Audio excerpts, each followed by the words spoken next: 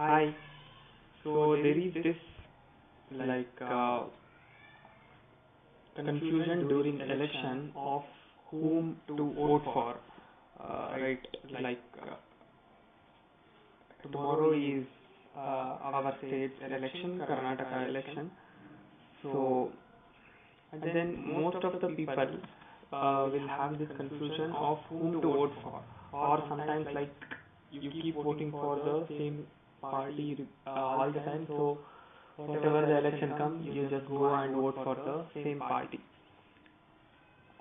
So in this video, I will talk about what is the best way of voting or whom you should vote for.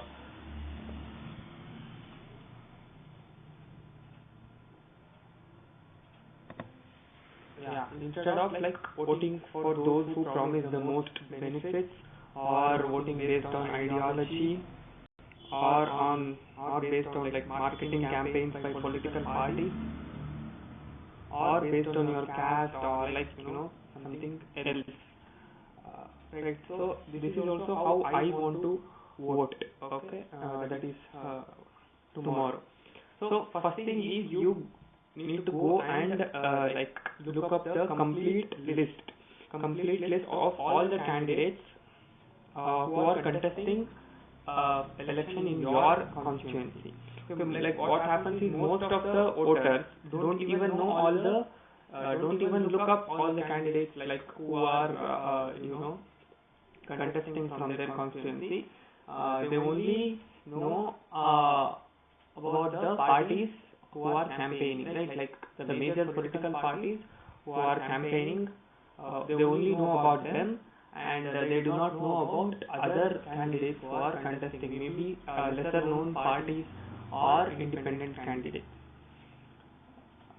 Yeah, and the first thing is you need to go and look up all the candidates who are contesting from your constituency. You can do that online. I will put the link in the description. First thing is you need to go and look at the list. Okay. Second thing is you need to decide upon what are the factors based on which you want to vote, right? And you will have to list these factors in order of priority. Like for me, corruption is the highest priority, and then comes inequality, and then comes development. So these three will be the factors I will be looking, I will be considering for the for choosing a candidate. I mean, for choosing whom I should vote for, right? Yeah, as I told, corruption will be my highest priority. So, and I'm assuming that all candidates and all political parties are equally likely to be corrupt, or they are, or I can say all of the candidates that are contesting, if any of them wins, right, it does not matter, because they are going to be they are going to do same amount of corruption. So that is what I am assuming. Okay, so my assumption is all candidates are equally corrupt. I mean, that is what happens most of the time, right? Even those who are not corrupt, after like winning the election, they are going to be corrupted, either by themselves or by others who are offering bribes to them, right? So, and my goal is to prevent the same candidate, or like same two or three small group of candidates who keep winning the election every time. And like say there are two major political parties, and they keep on winning repeatedly. One of the time party A wins, and the next time party B wins, and then next time party A wins again, and like this keeps on happening. They keep bouncing, but nothing is going to change. Both are corrupt, and people are going to like face the like people are going to suffer from the corruption. Yeah. So if the same candidate or same group of candidates, two or three candidates, keep on winning repeatedly, they like keep making more and more money from the corruption. Because like if he is in office like for many years or for many terms, they will like very easily figure out all of the ways to make like more corruption, and so they can make more money. So what happens is this increases the wealth inequality, right? They keep on making money, those politicians and the and their group. I mean those who are close to them, all those contractors and all those people who are close to them, they keep on making more and more money, and other side, normal people will have to suffer from the consequence. This also increases the inequality, wealth inequality, right? So, and in the long run, all of us will, like most of the normal people will suffer. So, how to vote then? Okay. So, first thing you need to do is shortlist the candidates by elimination, right? It's not like, but most of the people, what they will do, they will simply select one of the candidates, like who is the, as I told before, right? Who promised most benefits, let's go and vote for them, or or based on ideology, they will cast their vote, or I mean to say, most of the people will directly select a single candidate to vote for, instead of taking the list and doing the elimination, right? Most of them are not going to do that. But I think that is the way you should do. So how to do the elimination? First, take the list. If it's better, write down, like make columns, table, and write down their name, the party they're contesting from, and like other details, whichever you think are important, or which you considered in your the factors which you want to, like the factors which you want to consider for your vote. So considering my factors, I will eliminate the candidates winning repeatedly, and the political parties which are like winning repeatedly. Most of them like are the major political parties. So this will be the first elimination, and then I will remove the candidates that are already very rich. Right?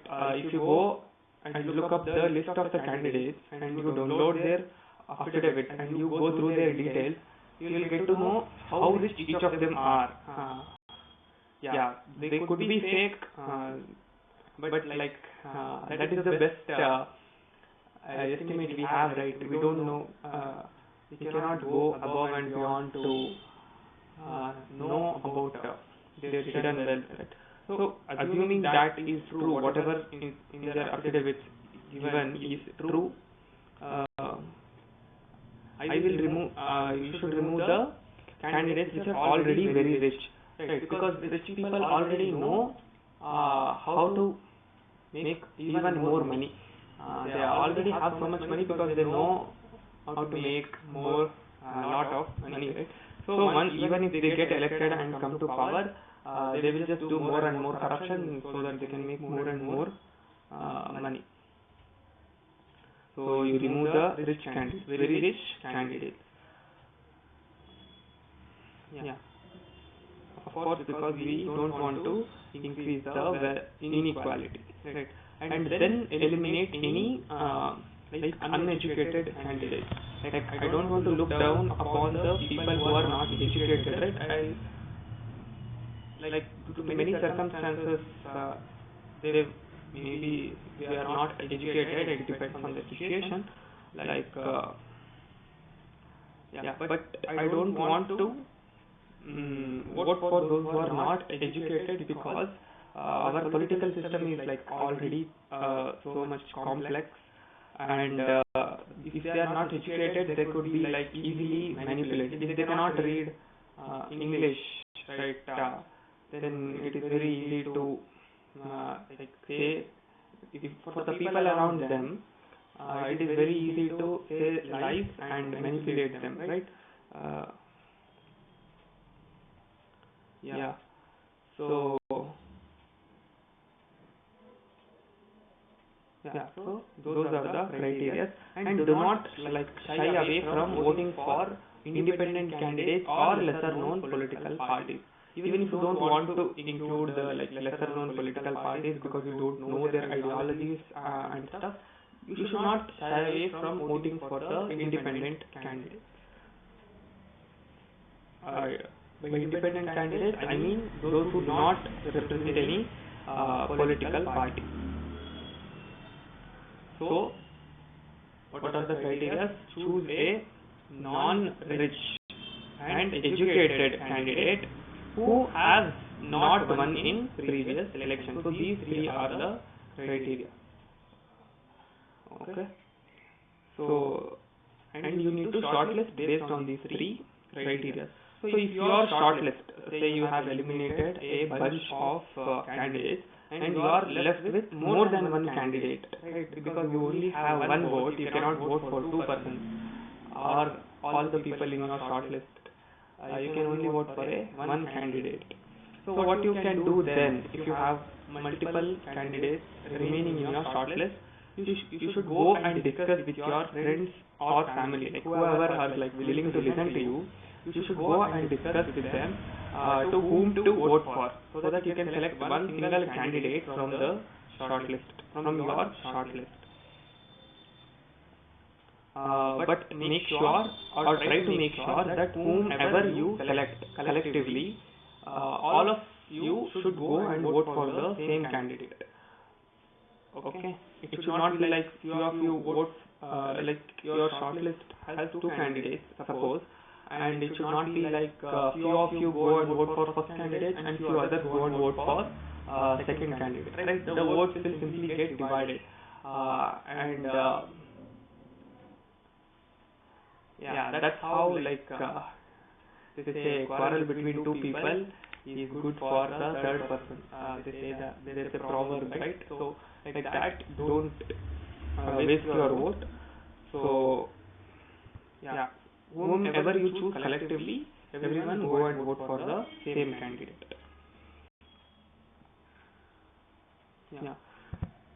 Because it really does not matter whom you choose from this shortlist, right? Once you have shortlisted, and the people and the candidates remaining in the shortlist are equally best to be elected.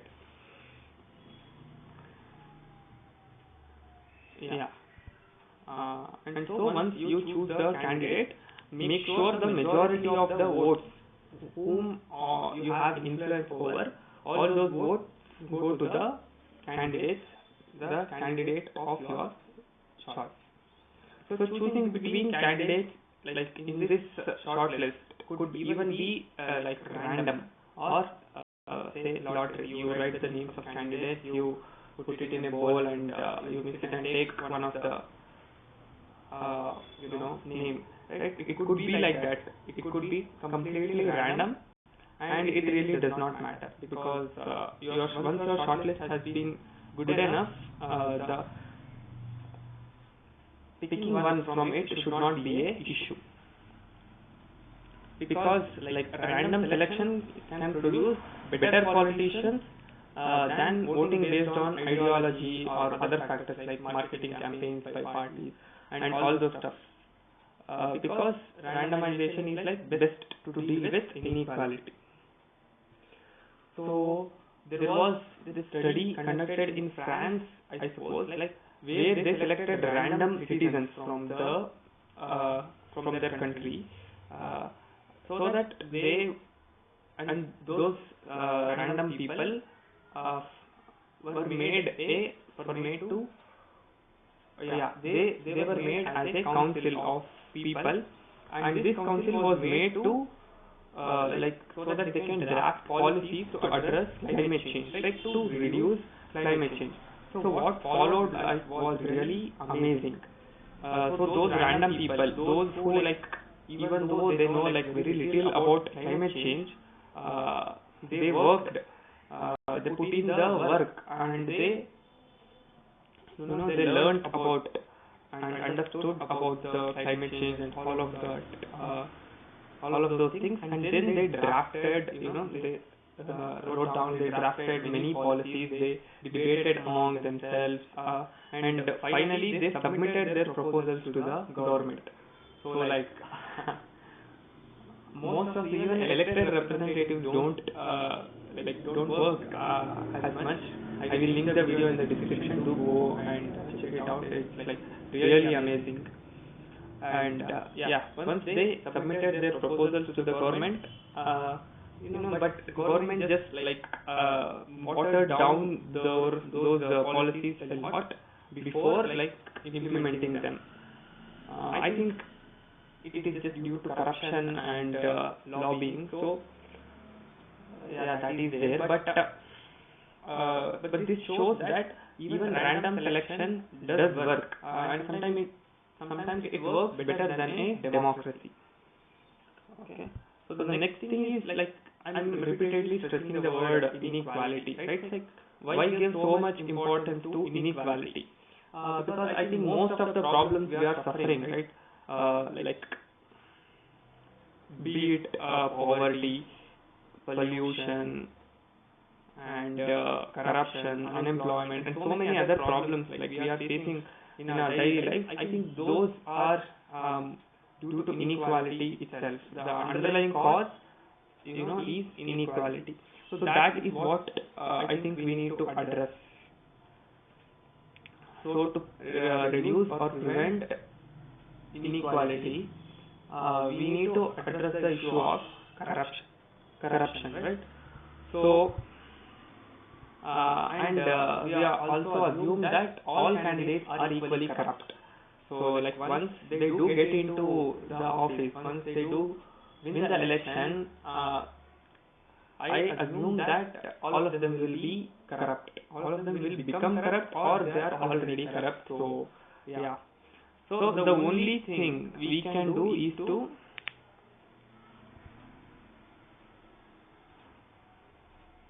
because like we cannot prevent corruption. What we can do is like at least we can choose different candidates for each of the term. So let's say for first 5 years there was candidate A, and then for the next 5 years there was candidate B, and then another candidate. Another winner. So what I'm saying is we should not choose the same person repeatedly. We want to make sure different persons win in each and every election. So that way, right, like the same person or the same group of persons will not be always getting the corrupt money. The same person will not keep on making more and more money, right? So different person make they of course make a lot of money, but what we can make sure is that different people get money instead of a single group of persons.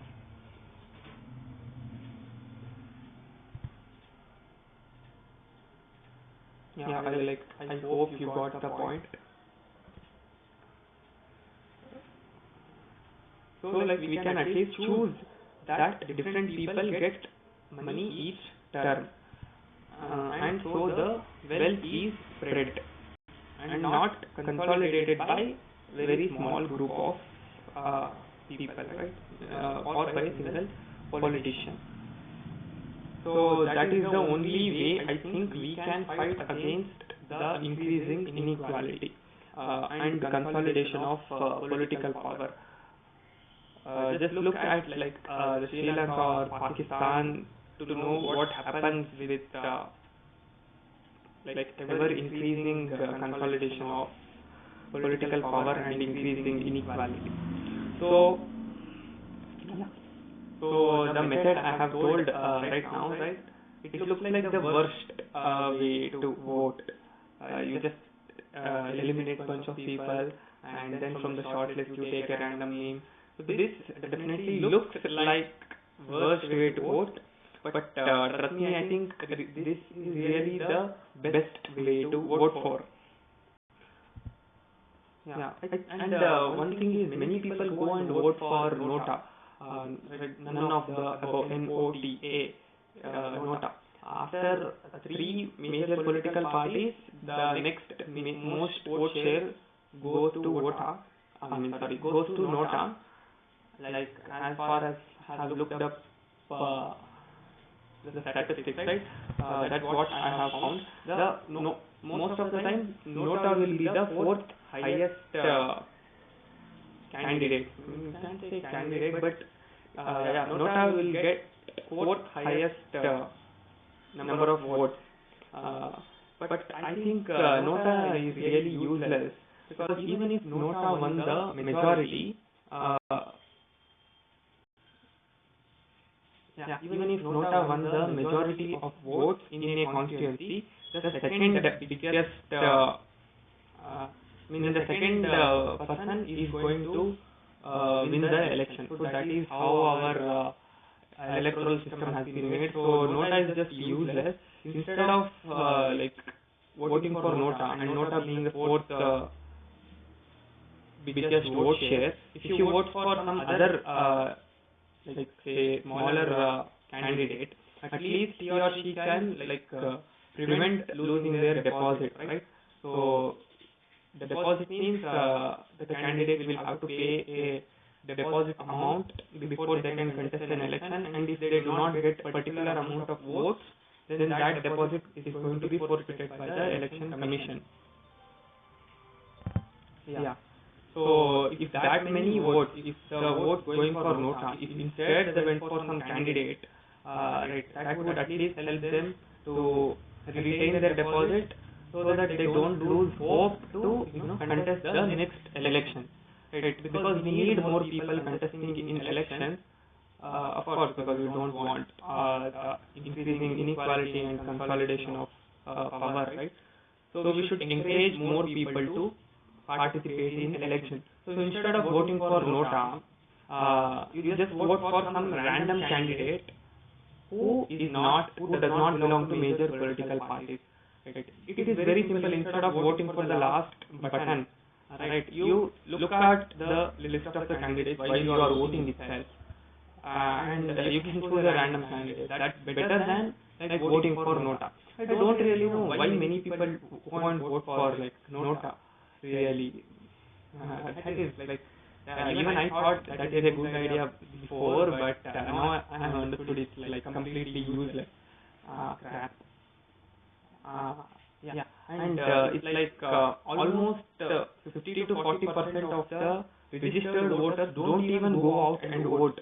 Right? The voting percentage or the actual number of people voted will be 52 to 60% in urban areas and 60 to 70%, I guess, in rural areas, compared with the total registered voters. I don't know why so many people, 30 to 40% of the people, do not just go out and vote. There may be reasons, but even those 30% of the people, if all of those people at least chose a random candidate, by the method what I told, if all those 30% of people choose a random candidate, he will become the winner instead of the person who would normally win the election. And in my constituency, as far as I have looked it up, in the last election, the winning candidate only got 21% of he only got 21% of the total registered voters. I mean, only 21% of the registered voters voted for him. And he is the winner. See? And if 30% of the people who have not voted go out and vote for one single candidate, he would not be winning. That candidate would have won. So that really is the power of power of voting. But power of voting works only in a like collective manner and in a group. Like if you one single person cast vote, it does not matter so much. But at least you voting is better than like, not voting at all. So yeah, please do vote and vote tomorrow. And yeah, of course, like this might not be the best way to vote for everyone, or not even for most of the people. But I really believe that mm, this this is the best way to vote, and I'm going to vote according to this itself. So because like your assumptions and your goals and your like all of these things could be different from mine, but instead of just shrugging off this method which I described, you can at least like consider, you can think about it and then decide whom to vote. Okay. Thanks for watching and bye.